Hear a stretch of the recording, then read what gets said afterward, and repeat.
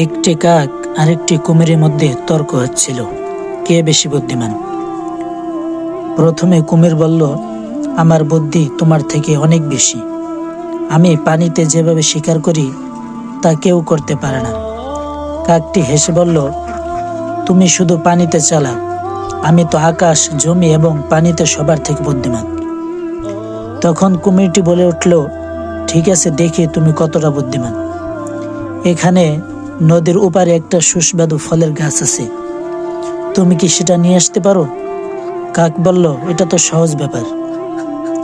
কাকটি উড়ে উড়ে গেল এবং গাছের উপর থেকে সব থেকে পাকা ফলটি নিয়ে এলো। তখন কুমির বলল, তোমার কাজ সহজ, এবার দেখো আমি কি কি করি। কুমির সাঁতরে গিয়ে একই গাছের নিচে দাঁড়িয়ে তার লম্বা লেজ দিয়ে ঝাঁকুনি দিল। ফলগুলো মাটিতে পড়তে লাগলো। কুমির মাটিতে পড়ে যাওয়া ফল নিয়ে মজা করে খেতে লাগলো।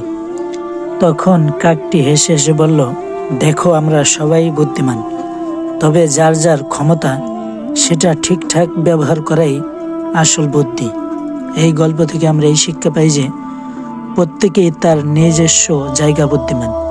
অহংকার না করে সবাই সবাইকে সম্মান করা উচিত।